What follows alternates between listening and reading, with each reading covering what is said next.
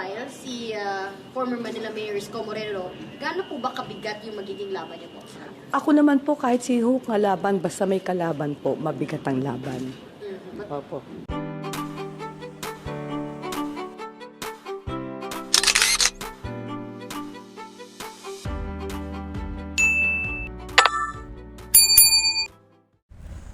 Welcome back sa aking YouTube channel para sa mga first time lang po nanonood. Please click mo na yung Jeremy's TV. Anyway guys, wala nang pong bayad to libre lang. Tulong mo na lang din sa kapwa mo. Alright? Thank you very much. So, ang topic natin po today's video, Mayor Hani Lacuna, kumpiyansang mananalo at tatalunin daw itong si Yorme. Hindi nga, di ba? So, na-interview kasi siya guys ng mga media. Ano na lang? Medyo mainit-init pa to habang tayo, di ba? Nandun sa City Hall. Nag-file lang Certificate of Candidacy si Yorme na kung saan talaga namang jump pack guys, di mahulugan ng palayo. Mamaya papakita natin yung parehong video. So, pero bago yan guys, maraming salamat po at shout out sa mga Iskonians na patuloy na sumusuporta sa ating channel at sa mga Iskonians na nasa ibang bansa, mga OFW at hindi naman taga dito sa Maynila pero sumusuporta sa atin at kay Boss Y. So mabuhay po kayo, maraming salamat, ang dalangin po kayo, nasa mabuti kayo. So ito na nga guys, in-interview nga itong si Mayora at sinasabi niya na kumpiyansa daw siyang mananalo dahil lang kanyang mga proyekto ay mga diretso daw sa tao. Diretso ang sinasabi niya. Siguro mga tinutukoy niya to, mga ayu-ayuda, di ba? Alam naman natin yan guys, hindi lang naman siya. Lahat naman ng nakaupo, kahit hindi sa Maynila, nagbibigay ng mga ayuda. Di ba? Lahat naman nagbibigay ng ayuda. Kaso may mga sumbong daw, di ba? Si Yorme, napakinggan natin kanina, na yung pension ng mga senior, kapag ka hindi mo daw nakuha, every 3 months yan, di ba? First quarter, hindi mo nakuha, ipo-forfeit on second quarter. Yun ang reklamo, isa yon. So akala ko ba ayuda binibigay? Bakit pati yung mga senior, di ba? Na kailangan ng pera ay apektado pa, hindi nila binibigay yung nararapat na para sa kanila. So bukod doon guys, wala naman siyang masabing project kung anong ginawa niya, di ba? Sinasabi niya mayroon daw siyang infrastructure project. Nabubulil pa tayo, di ba? Wala naman tayo nakita pinatayo niya, guys. Di ba? Na malalaking eskwelahan, mga hospital, wala naman. At ang sinasabi niya, direkta sa tao, ang pamimigay, si Yorme, direkta sa tao yun, di ba? Yung mga eskwelahan, ngayon, nag-aaral ng mga bata, mga teacher. Di ba? So, direkta yun sa tao, doon sila pumapasok, direktang natututo, direktang convenience sila guys, di ba? Ganon din sa hospital, yung mga pinatayo niyang world class, di ba? Na yung isang hospital pa sa Baseco, hindi pa binubuksan ni Mayor Hani Lacuna, 3 taon na parang tapos. So nasaan yung direktang sinasabi niyang ayuda sa mga tao at project, di ba? So yung mga pinagawa ni Yorme, kagaya ng condominium, nakatira na, direktang nakatira na yung mga tao, at marami pa, di ba? So sa tingin nyo guys, mananalo ba? Kumpiyansa siya. So narito, pakinggan muna natin yung kanyang pahayag na kung saan ay talagang hindi ko alam kung lumalabas lang ba sa ilong niya o kasama niya pa si Joel Chua guys, di ba? Na parang malungkot ang mukha kasi baka nakita na tayo kanina, talagang jumpak ang tao. So narito guys, panoorin muna natin yung kanyang pahayag at mamaya ilalabas natin pareho ang video kung saan nag-file silang pareho. File si former Manila Mayor Isko Moreno, gaano po ba kabigat yung magiging laban niyo po? Ako naman po kahit si Hook nga laban, basta may kalaban po, mabigat ang laban. Opo. Him knowing about your past and Sa akin po, ang mabigat lang po kasi magkasama po kami, ang turingan po namin ay pamilya, kaya mabigat po para sa aming dalawa yon. you still feel that pain? Oo naman po, lahat naman po kami, yun po ang pakiramdam na kami po ay biglang natalikuran po. Last time nandito si former Mayor Isko, ang sabi niya okay naman daw po kayong dalawa. Wala naman ho nangyayari sa aming masama. Siyempre, he's still my little brother. and I wish him well. Ma'am, why are you a better choice than him po? I go for good governance po. At lahat po ng aming mga programa ay centered po, people-centered, nakadiretso po sa mga kababayan namin Manileño. Basta po ako, yung tama at totoo, dun lang po tayo at mga serbisyong diretso sa tao. Paalam ba siya sa inyo, ma'am, or kinausap na, sinabi niya intent niya to run for me? Ayaw po, nag-usap po kami. The last time we spoke to each other was, I think, July 12. Doon niya sinabi. Opo. Paano po niya sinabi sa inyo? Sabi po niya, tatakbo po siya. Ano po sabi? Wala po akong sinabi. Pinakinggan ko lang po siya. That's face-to-face po. Any programs na lang po for in case you're going to be re-elected? Of course, aanuin pa rin natin yung aming mga social amelioration program. And of course, meron naman po kami mga infrastructure na ongoing po ngayon. Pero ako po kasi naniniwala sa mga proyektong mas diretso sa tao at mas marami pong nakikinabang. Ma'am, are you 100% confident na this time kayo po yung pipiliin ng mga taga-Manila? Definitely. Why po? Ay kasi po nararamdaman po naman namin habang kami po ay naglilibot-libot na ang kanila pong suporta at pagmamahal ay nasa akin pa rin po. At naniniwala po sila sa akin pong kakayahan na magpatuloy. So guys, napanood nyo guys, di ba? So ano sa tingin nyo, di ba? Tama ba yung kutob ni Mayor Randy Lacuna? Na talagang mananalo daw siya.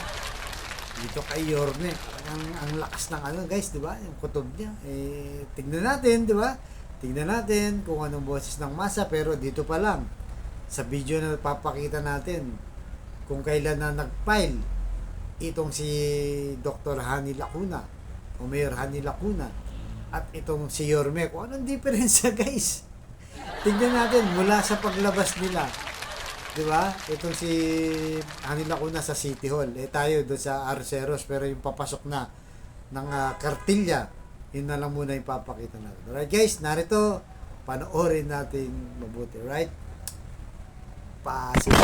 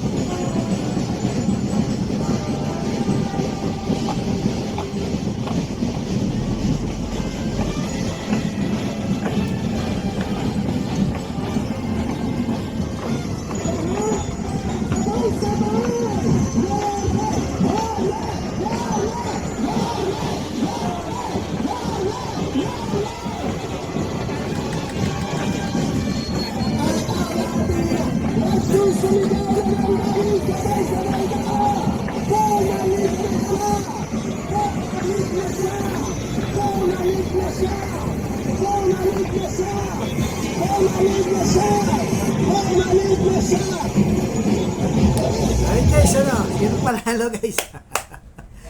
Sino panalo? Nakita nyo naman, di ba? Kaparehong filing ng Certificate of Candidacy, di mahulog ang karayom. Kay Yorme, jump pack na jump pack, di ba? Parang posisyon ba ka, di ba? Sa dami ng tao guys. Kita mo talagang organic talaga, di ba? Di ba? Is organic talaga ng mga kalat yung tao. Dami namin doon kanina guys, talagang pawis na pawis ka.